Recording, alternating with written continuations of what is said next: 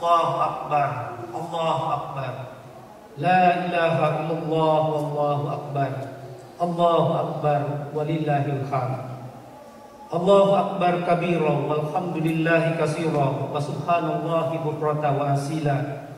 La ilaha illallah wahdah, sadaqa wahdah, wa nasara abdah, wa azza zundah, wa khazamal ahzaba wahdah. La ilaha illallah, wallahu akbar. Allahu akbar, walillahil hamd. Alhamdulillahilladzi nahmaduhu wa nasta'inuhu wa nastaghfiruh wa na'udzu billahi min shururi anfusina wa min sayyiati a'malina. May yahdihillahu fala mudilla lahu wa may yudlil fala hadiya lahu. Asyhadu an la ilaha illallah wahdahu la syarika lahu wa asyhadu anna Muhammadan abduhu wa rasuluhu, amma ba'du.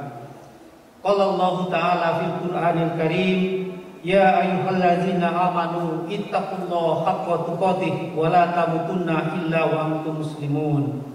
Wa qala Allah ta'ala fil Qur'anil Karim, wa nafsin wa ma sawwaha fa alhamaha fujuraha wa taqwaha qad aflaha man zakkaha wa qad khaba man dasaha. Shadaqallahul azim.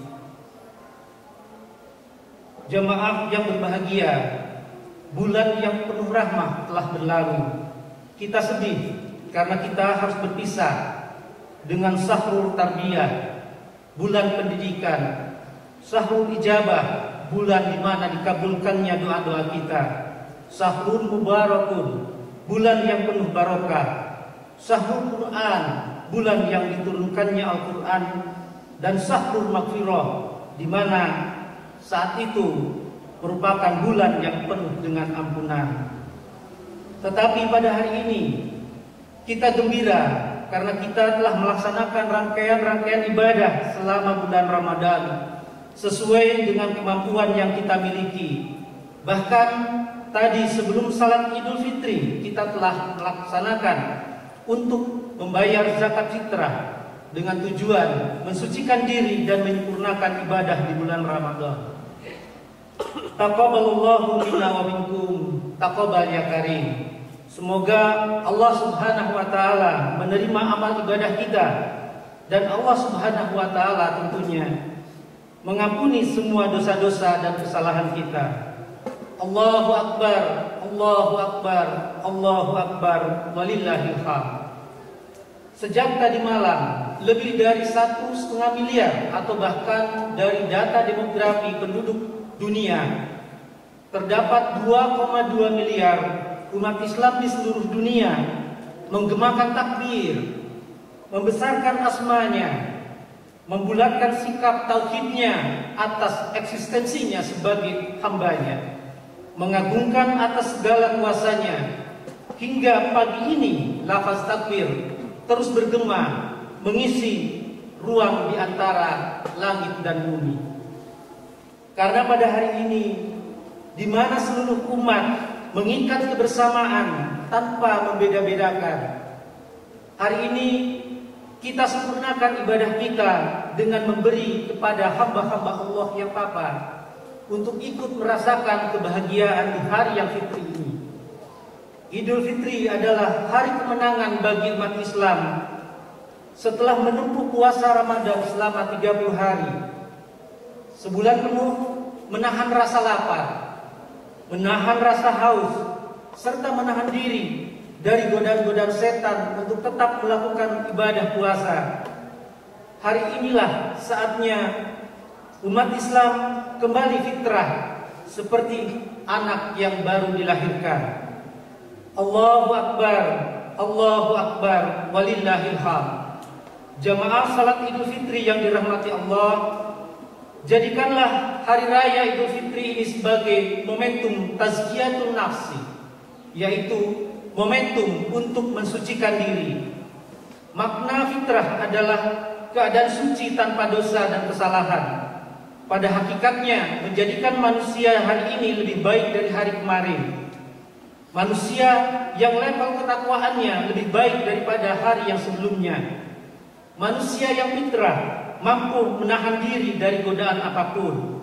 agar tidak terbawa nafsu perut, tidak jumawa akibat kekuasaan, tidak menggilai harta, pangkat dan jabatan, bahkan secara perlahan mampu mengurangi rasa cinta dunia, karena dunia sungguh menjadi pangkal tolak dari mengerasnya hati dan melemahnya ibadah. Fitrah di hari raya Idul Fitri adalah perjalanan manusia untuk menemukan kembali jati dirinya sebagai manusia seperti aslinya, bukan seperti yang bukan manusia. Maka Idul Fitri menjadi momentum untuk mencapai kesucian lahir dan batin, sebuah proses tazkiyatun nafsi, membersihkan jiwa yang pernah dikotori oleh diri manusia itu sendiri.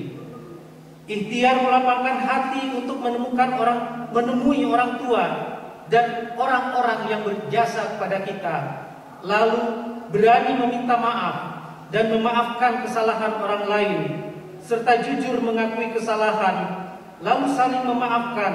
Itulah fitrah yang paling hakiki. Allahu Akbar, Allahu Akbar, Allahu Akbar walillahil hamd. Ma'asyiral mukminin, tazkiyatun nafsi esensinya adalah menjadi keadaan hati atau jiwa kita menjadi bersih dari segala sifat buruk sehingga dapat membentuk pribadi yang baik. Hal ini tertulis dalam Al-Quran surat Al-Baqarah ayat 129 yang merupakan doa Nabi Ibrahim. Rabbana wab'as fihim rasulan minhum yatlu alaihim ayatika wa yu'allimuhumul kitaba wal hikmata wa yuzakkihim innaka antal azizul hakim. Ya Tuhan kami, utuslah untuk mereka seorang rasul dari kalangan mereka di wilayah Ka'bah yang akan membacakan kepada mereka ayat-ayat Engkau dan mengajarkan kepada mereka Alkitab dan Al-Hikmah, serta mensucikan mereka. Sesungguhnya Engkaulah Maha Kuasa lagi Maha Bijaksana. Nabi Muhammad SAW diutus oleh Allah Subhanahu wa taala untuk mempraktekkan tazkiyatun nafsi sebagaimana diperintahkan Allah Subhanahu wa taala dalam surat Al-Baqarah ayat 151. Kama arsalna fikum rasulan minkum yatlu alaikum ayatina wa yuzakkikum wa yuallimukumul kitaba wal hikmata wa yuallimukum ma lam takunu ta'lamun. Sebagaimana kami telah menyempurnakan nikmat kami kepadamu, kami telah mengutus kepada rasul di antara kamu yang membacakan ayat-ayat kami kepada kamu dan mensucikan kamu dan mengerjakan kepadamu Alkitab dan Al-Hikmah, serta mengajarkan kepada kamu apa yang belum kamu ketahui. Hati manusia ibarat kaca yang apabila ada sedikit kotoran di atasnya maka akan membekas jika tidak segera dibersihkan. Cahaya atau hidayah Allah akan sulit sekali masuk ke dalam hati yang kotor. Selain itu, kemajuan materi yang dirasakan ternyata tidak menjamin kebahagiaan hidup manusia. Bahkan fakta berbicara, kegalauan hidup, kekeringan jiwa menjadi fenomena menjamur di mana-mana. Orientasi manusia saat ini yang lebih mengedepankan alam materi menjadikan manusia bak robot yang otaknya hanya terperas demi uang, sementara kebutuhan rohani berupa pengajaran Islam dan tazkiyah bagi jiwa seakan tak mendapat porsi di kehidupan manusia. Dampaknya banyak terjadi kejahatan seperti halnya kerusuhan, kecongkakan, ketamakan, serta korupsi yang terjadi di muka bumi ini. Al-Ghazali mendefinisikan tazkiyatun nafsi sebagai pembersih atau penyucian sifat latifah rubaniyah atau kelembutan Tuhan dalam diri manusia dari berbagai perangai yang tidak sesuai dengan fitrah manusia. Bukan hanya membersihkan saja, akan tetapi juga membimbing serta mengarahkan jiwa ke jalan yang diridhoi Allah Subhanahu wa taala. Diri manusia rentan pada setiap perubahan yang terjadi, umumnya perubahan yang bersifat negatif. Rasul dan Nabi diutus Allah untuk menyampaikan wahyu serta mensucikan jiwa, sebagaimana firman Allah dalam surat As-Sam ayat 7 sampai 10 yang tadi Fatih bacakan. Wa nafsin wa ma sawwaha wa alhamaha fujuraha wa taqwaha qad aflaha man zakkaha wa qad khaba man dasaha. Dan jiwa serta penyempurnaan ciptaannya, maka Allah mengilhamkan kepada jiwa itu jalan kefasikan dan jalan ketakwaannya. Sesungguhnya beruntunglah orang-orang yang membersihkan diri dengan beriman dan dia ingat nama Allahnya, lalu dia sembahyang. Dalam ayat tadi jelas bahwa mensucikan jiwa adalah sesuatu yang penting dalam kehidupan seorang manusia. Jiwa yang bersih akan menghasilkan perilaku yang bersih pula, karena jiwalah yang menentukan suatu perbuatan itu baik atau buruk. Semakin baik jiwa kita, maka semakin baik akhlak kita. Semakin buruk apa yang ada pada jiwa kita, maka semakin buruk pula akhlak kita. Jiwa atau yang juga disebut hati adalah sesuatu yang hanya dapat diketahui lewat mata batin. Allahu Akbar, Allahu Akbar, Allahu Akbar, walillahil hamd.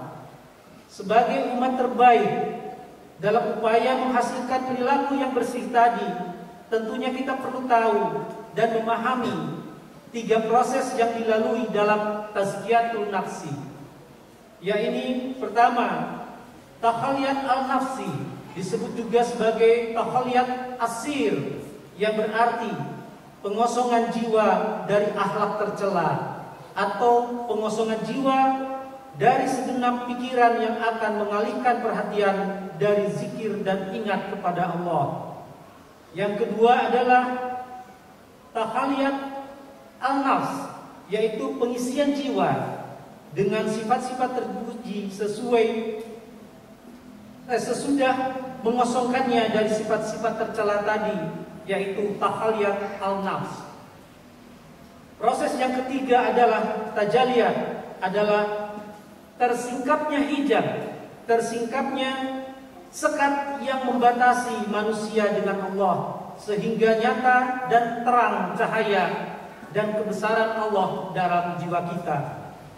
Jika sudah tertanam pemahaman proses tazkiyatun nafsi dalam diri kita, maka dengan mudah jiwa akan menerima nur ilahi berupa hidayah dan ma'unah dari Allah Subhanahu wa taala, yaitu pertolongan yang diberikan oleh Allah kepada orang yang mukmin untuk mengatasi kesulitan yang menurut akal sehat melebihi kemampuannya untuk senantiasa bersikap terpuji dan berakhlak mulia dalam hidup sehari-hari. Penyucian jiwa mustahil dilakukan tanpa pengekangan diri terhadap sifat-sifat tercela, kerja keras dan kesungguhan, yang kemudian mengharuskan diri melaksanakan mujahadah, menahan diri, dan riyadhah, melatih. Sebagai contoh, seseorang yang selalu terbiasa melakukan ghibah, membicarakan kejelekan orang lain, sehingga jika tidak melaksanakannya mulutnya terasa gatal, maka mujahadah yang harus dilakukan adalah dengan cara menahan sekuat tenaga untuk tidak membicarakan kejelekan orang lain, ditambah berpikir bahwa hal itu merupakan hal yang dilarang oleh syariat agama serta secara akal juga tidak baik. Sedangkan riyadhahnya adalah pembebanan diri dengan membiasakan diri melakukan hal-hal yang baik. Allahu Akbar, Allahu Akbar, Allahu Akbar, walillahil hamd. Allah telah menjadikan pada manusia kesiapan untuk berakhlak dan menyempurnakan kebaikan penampilan serta kebaikan batin dengan berbagai kesempurnaan seperti santun dan kasih sayang. Kebaikan penampilan atau ketampanan atau kecantikan. Sedangkan kebaikan batin adalah unggulnya sifat-sifat terpuji atas sifat-sifat yang tercela. Akhlak yang baik adalah kebaikan gambaran batiniah, manakala terhapusnya darinya sifat-sifat yang tercela digantikan oleh sifat-sifat terpuji, yaitu akhlak yang baik. Idul Fitri merupakan momentum sarana membersihkan kotoran yang melekat dalam jiwa. Hal ini tergambar dalam berbagai amal perbuatan yang mempengaruhi jiwa secara langsung dengan menyembuhkannya dari penyakit, membebaskannya dari tawanan, atau merealisasikan akhlak padanya. Semua hal ini bisa terhimpun dalam sarana amal perbuatan yang dapat dilakukan. Jika diidentifikasi sarana-sarana tazkiyatun nafsi untuk membersihkan jiwa dalam kotoran yang ada, manakala kotoran-kotoran jiwa berupa syahwat perut dan kemaluan, maka sarana tazkiyatun nafsi adalah saum dan menikah. Manakala kotoran-kotoran jiwa berupa bencana lisan, maka sarana tazkiyatun nafsi adalah bertafakur, berzikir, muhasabah, muraqabah, selalu merasa diawasi, dan mujahadah serta mengingat kematian. Manakala kotoran-kotoran jiwa berupa mencintai dunia, maka sarana tazkiyatun nafsi adalah mengingat kematian, taubat, dan juhud. Manakala kotoran jiwa berupa marah, dengki, dan iri hati, maka sarana tazkiyatun nafs adalah sabar dan syukur serta memaafkan dengan penuh kasih sayang dan membaca Al-Quran. Manakala kotoran jiwa berupa cinta harta dan kikir, maka sarana tazkiyatun nafs adalah zakat dan infak serta zuhud. Manakala kotoran jiwa berupa cinta kedudukan dan ria, maka sarana tazkiyatun nafsi adalah uzlah, yaitu perlu kita mengasingkan diri dan menjauhkan diri dari keramaian dunia. Manakala kotoran jiwa berupa takabur, maka sarana tazkiyatun nafs adalah tauhid, tafakur, dan salat. Semakin sempurna sarana direalisasikan, semakin sempurna pula hasilnya. Semoga kita dipertemukan pada Ramadan tahun yang akan datang, agar jiwa kita terjaga kesuciannya dan menjadi umat yang terbaik, yang senantiasa menjalankan perintahnya dan menjauhi larangannya. Oleh karena itulah, mari kita sama-sama untuk terus meningkatkan takwa dengan jalan yang diridhoi Allah Subhanahu wa taala, dan janganlah kita mati kecuali dalam keadaan takwa. Setiap yang berjiwa pasti akan mengalami kematian, pasti akan mencicipi hidangan sakaratul maut sebagai batas akhir dari semua perjalanan kita di dunia ini. Semoga Allah senantiasa memberikan bimbingan untuk husnul khotimah dan menjadikan kita umat terbaiknya. Marilah kita bermunajat kepada Allah Subhanahu wa taala pada awal bulan Syawal yang suci ini, seraya menundukkan mata hati dan kepala kita dengan penuh kebahagiaan dan melepas bulan Ramadan yang agung ini dengan doa, serta berharap agar doa-doa kita diijabah oleh Allah Subhanahu wa taala. Bismillahirrahmanirrahim. Alhamdulillahirabbil alamin. Ar-Rahmanir-Rahim. Maliki yaumiddin. Iyyaka na'budu wa iyyaka nasta'in. Ihdinas siratal mustaqim. Siratal ladzina an'amta 'alaihim ghairil maghdubi 'alaihim waladdallin. Ya Rahman, ya Malik, ya Aziz, ya Salam, ya Ghafurur Rahim. Ya Allah yang Maha Pengasih, kami mohon kebaikan yang pernah dimintakan Nabi kami Muhammad sallallahu alaihi wasallam, ya Allah. Dan kami berlindung kepadamu, ya Allah, dari seluruh keburukan yang pernah diperlindungkan Nabi kepadamu, ya Rabb. Ya Allah, kami telah menunaikan ibadah saum sebulan penuh di bulan Ramadan. Kami salat, kami bersujud, kami menahan lapar dan dahaga, dan kami bertilawah. Namun kami tidak tahu berapa amalan kami yang telah Engkau terima ya Allah. Berapa amalan kami yang ikhlas ya Allah. Kami makhluk yang lemah ya Rabb, terimalah seluruh amalan kami. Allahumma ya arhamar rahimin, Allahumma rabbal alamin, Allahumma ighfir warham ya Rabb lil ikhwan allazina sabaquna bil iman. Allahumma ighfir lil muslimina wal muslimat wal mu'minina wal mu'minat was-saqana wal amwat innaka sami'un qaribun mujibud da'wat. Wa ya qadiyal hajat, ya Allah, kami mohon ampuni ayah ibu kami, saudara kami, kerabat kami, khususnya yang telah mendahului kami. Ampuni dosa mereka ya Allah, luaskan alam kuburnya ya Allah, anugerahkan percikan sorga di dalam kubur mereka ya Allah, dan sertakan kami dalam mereka saat kami pulang ya Rabb. Ya Allah, jika memang setelah hari ini kami masih diberi kesempatan untuk hidup dan bertemu pada bulan Ramadan yang akan datang, maka mohon bimbing kami ya Allah supaya kami lebih baik dan kami meninggal dalam keadaan husnul khotimah.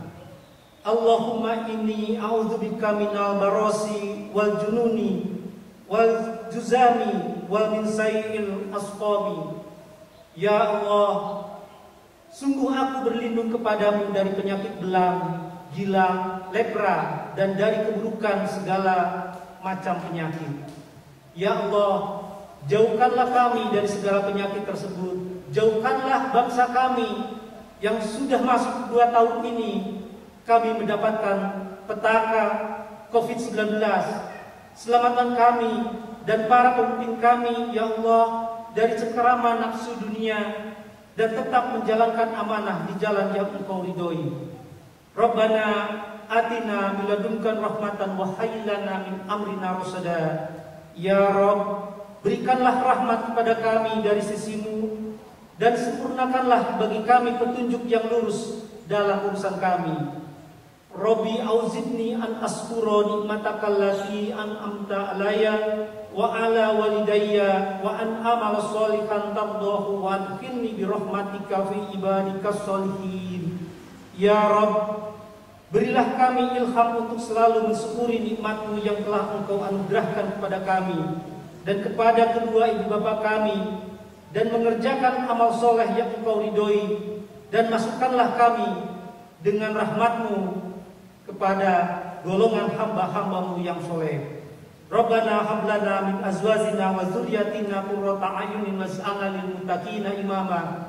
Rabbana atina fid dunya hasanah wa fil akhirati hasanah wa qina azabannar. Amin ya rabbal alamin. Aqulu qawli hadza wa astaghfirullaha li wa lakum. Taqabbalallahu minna wa minkum taqabbal ya karim. Wassalamualaikum warahmatullahi wabarakatuh.